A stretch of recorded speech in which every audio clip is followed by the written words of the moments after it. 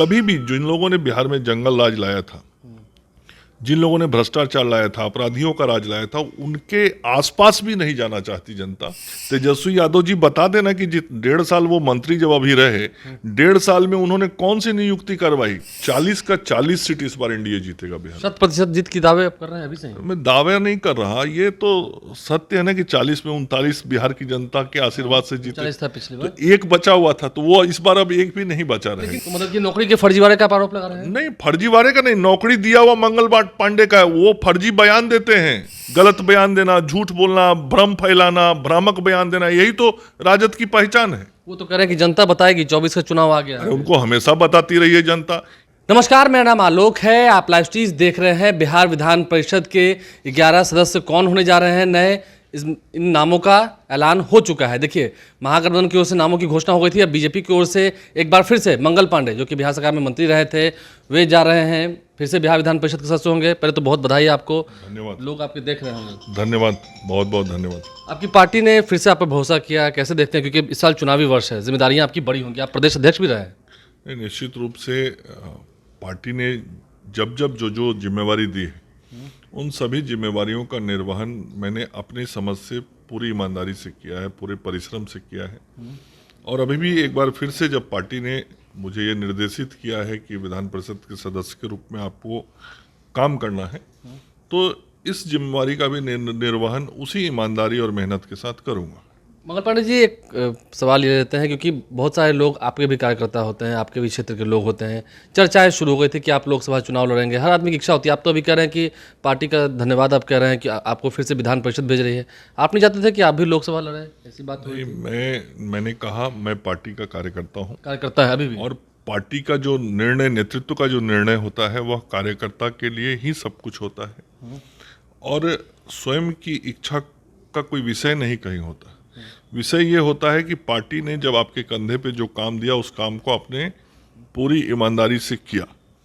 और पार्टी ने जब मुझे इस काम के लिए फिर से चुना है, तो मैं फिर से पार्टी के केंद्रीय नेतृत्व का, प्रदेश नेतृत्व का आभार व्यक्त करता हूं कि मुझे नेतृत्व ने काम करने की जिम्मेवारी दी है। इस साल चुनाव है, 2024 का चुनाव है, कैसे देखते हैं बिहार में? अब तो नीतीश कुमार भी आप लोग के साथ आ गए हैं, तब फिर भी वो उधर बिहार का समीकरण और बिहार की राजनीति बहुत ही साफ है।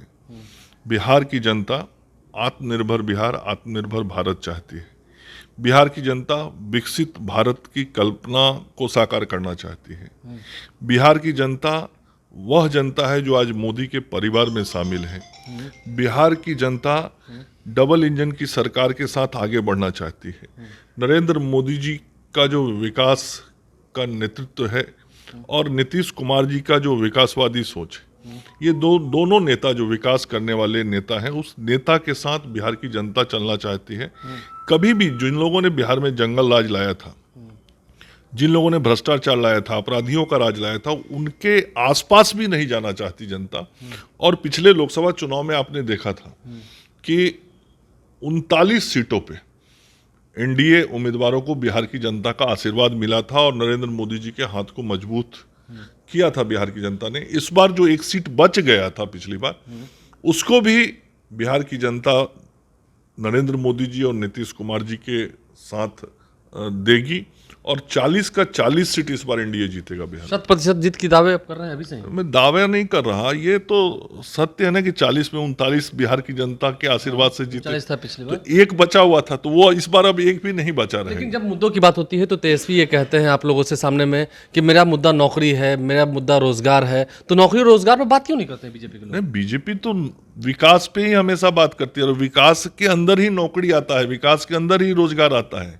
तेजस्वी यादव जी बता देना कि 1.5 साल वो मंत्री जब अभी रहे, 1.5 साल में उन्होंने कौन सी नियुक्ति करवाई, कौन सा विज्ञापन निकलवाया। मैं तो स्वास्थ्य विभाग का मंत्री था, स्वास्थ्य विभाग में उन्होंने कोई विज्ञापन नया भी निकलवाया क्या? कोई नया पद भी सृजित कराया क्या? मंगल पांडे जो करके आए थे, उन्हीं लोगों को नौकरी का दोबारा पत्र उन्होंने पकड़ाया। 9,500 लोगों का रिजल्ट निकाल के जो मैं आया था, जिनकी नियुक्ति तय करके आया था, 3 महीने के बाद उनको चिट्ठी पकड़ाते हैं। वो सारी नियुक्तियां वही निकली जो मंगल पांडे के समय में या तो पद सृजित किया गया था या विज्ञापित हुए थे। कोई नया एक भी किया हो तो बता दें। तो मतलब कि नौकरी के फर्जीवाड़े का आरोप लगा रहे हैं? नहीं, फर्जीवाड़े का नहीं, नौकरी दिया हुआ मंगल पांडे का है, वो फर्जी बयान देते हैं, उनके बयान को मैं फर्जी बोल रहा हूं। और दूसरे विभागों में भी जो नियुक्ति हुई वो नीतीश कुमार जी के नेतृत्व में नियुक्ति हुआ, उनके मुख्यमंत्री रहते हुए नियुक्ति हुआ। और जिस शिक्षा विभाग की बात करते हैं, जो नियुक्ति शिक्षकों की हुई, उनके जो मंत्री थे, वो मंत्री का उस फाइल पे सिग्नेचर तक नहीं है, नियुक्ति वाले फाइल पे, तो कैसा दावा करते हैं? तो कह रहे हैं कि 17 साल पर 17 महीने भारी। हाँ, तो 17 महीना भारी झूठ से फर्जी बयान दे रहे हैं, कुछ भी बोलते रहे। आखिर हैं तो राष्ट्रीय जनता दल के, राष्ट्रीय जनता दल की पहचान ही क्या है? गलत बयान देना, झूठ बोलना, भ्रम फैलाना, भ्रामक बयान देना, यही तो राजद की पहचान है। वो तो कह रहे हैं कि जनता बताएगी, 24 का चुनाव आ गया है। उनको हमेशा बताती रही है जनता। यही बिहार की जनता उनको ऐसा बता दी थी कि विधानसभा में 22 सीट पर राजद आ गया था। उनको बिहार की जनता ने बता दिया कि लोकसभा में एक सांसद उनके नहीं है। उनको नहीं समझ में आता है बिहार की जनता क्या चाहती है। अंतिम सवाल, जन विश्वास की भी बात अब कर रही है विपक्ष। आप भी कह रहे हैं कि जनता के बीच जा रहे हैं। नरेंद्र मोदी 3 सभाएं कर चुके हैं, आज अमित शाह भी आए थे। तो आपको लगता है कि इसका व्यापक असर देखने को मिल रहा है, क्योंकि उनके भी सभाओं में भीड़ हो रही है? नहीं, जनता का स्वाभाविक आशीर्वाद आज नरेंद्र मोदी जी को है, और नीतीश कुमार जी को है, अमित शाह जी को है, जेपी नड्डा जी को है, जो एनडीए का नेतृत्व है। उस नेतृत्व को आज स्वाभाविक रूप से बिहार की जनता का स्नेह, आशीर्वाद मिला हुआ है, जन समर्थन मिला हुआ है, जो लोकमत में परिवर्तित होके जब चुनाव का परिणाम आएगा तो 40 का 40 सीट बिहार में एनडीए जीतेगा। और राजद की वही स्थिति होगी जो 2019 में हुआ था। 1 सीट का बोहनी नहीं हुआ था, फिर बोहनी नहीं होने वाला है इन लोगों का। फिर बोलनी नहीं होना। बोहनी नहीं होने वाला है। अंतिम सवाल, मंगल पांडे अब क्या करेंगे? मंगल पांडे भारतीय जनता पार्टी के कार्यकर्ता के नाते पार्टी के द्वारा दिए गए कर्तव्यों का निर्वहन करते रहेंगे, ईमानदारी से करते रहेंगे, पूरी मेहनत से करते रहेंगे। आगे फिर शपथ लेने भी जाएंगे क्या? वो मेरा विषय ही नहीं है। मेरा विषय इतना ही है कि पार्टी जो कहती है उतना करना।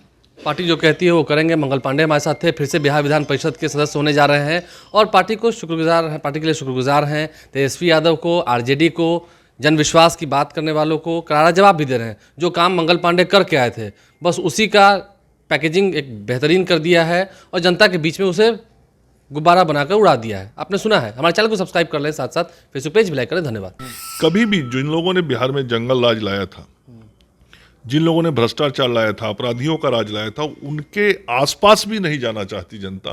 तेजस्वी यादव जी बता देना कि 1.5 साल वो मंत्री जब अभी रहे, 1.5 साल में उन्होंने कौन सी नियुक्ति करवाई? 40 का 40 सीट इस बार एनडीए जीतेगा बिहार। 100% जीत की दावे आप कर रहे हैं अभी से? मैं दावे नहीं कर रहा, ये तो सत्य है ना कि 40 में 39 बिहार की जनता के आशीर्वाद से जीते। 40 था पिछली बार। तो एक बचा हुआ था, तो वो इस बार अब एक भी नहीं बचा रहे। तो मतलब कि नौकरी के फर्जीवाड़े का आरोप लगा रहे हैं? नहीं, फर्जीवाड़े का नहीं, नौकरी दिया हुआ मंगल पांडे का है, वो फर्जी बयान देते हैं। गलत बयान देना, झूठ बोलना, भ्रम फैलाना, भ्रामक बयान देना, यही तो राजद की पहचान है। वो तो कह रहे हैं कि जनता बताएगी, 24 का चुनाव आ गया है। उनको हमेशा बताती रही है जनता।